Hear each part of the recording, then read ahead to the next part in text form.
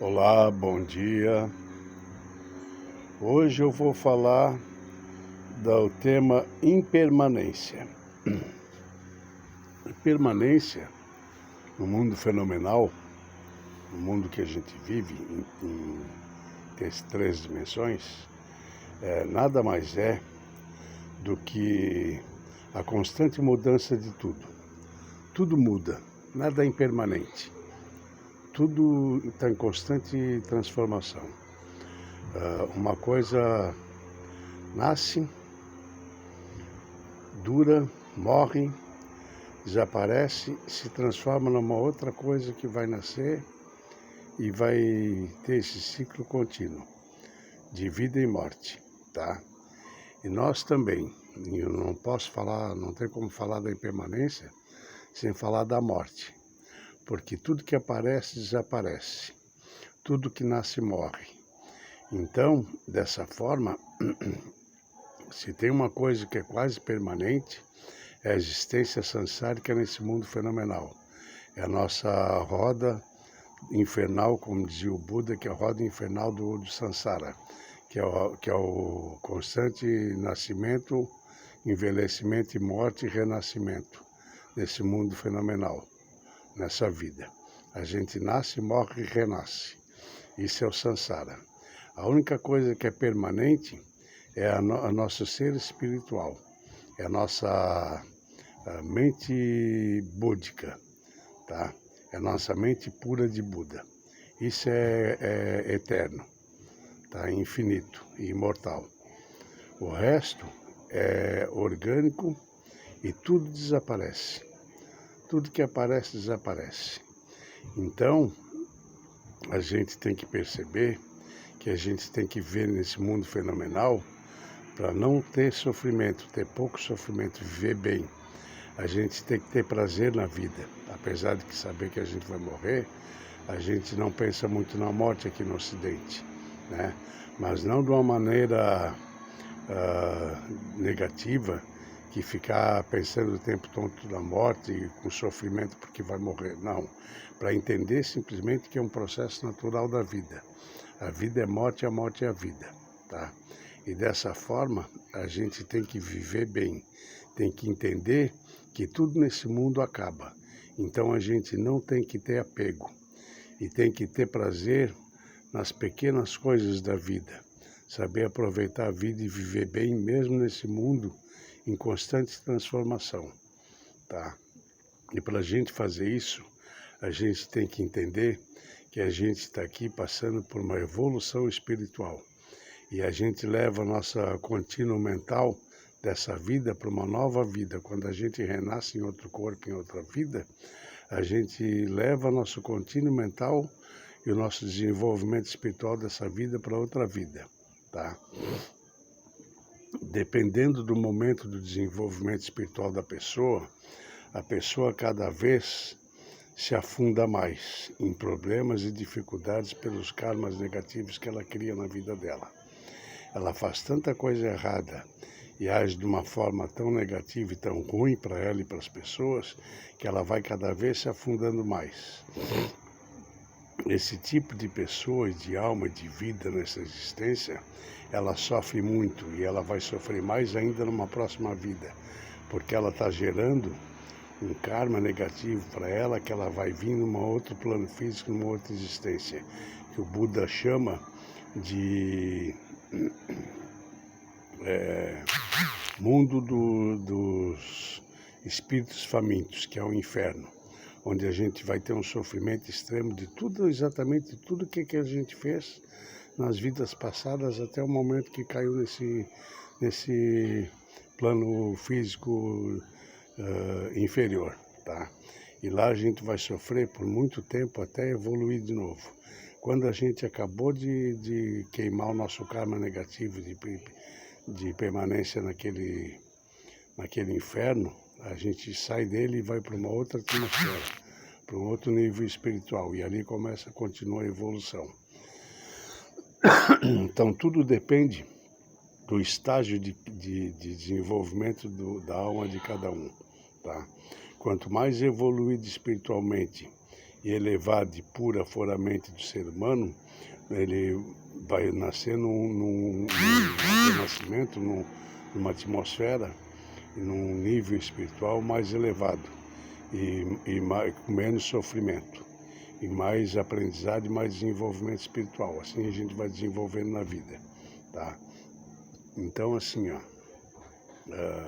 como tudo muda e está em constante transformação e é impermanente, isso aqui é uma forma de desequilíbrio dentro de um fundo em perfeito equilíbrio. Tudo aqui é criado pela mente, tá?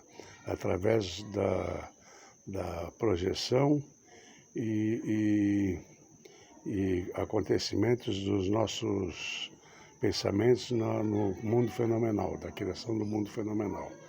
Então, conforme a gente vai evoluindo, a gente vai nascendo de vidas em vidas e cada vez mais a gente vai se tornando um ser humano melhor, tá? Essa é a evolução do ser humano. E como tudo está em desequilíbrio constante, ela está em desequilíbrio num fundo de perfeito equilíbrio, que é a nossa consciência pura de Buda. Tá? Esse é o fundo da nossa existência, é a nossa consciência. Primeiro a gente tem a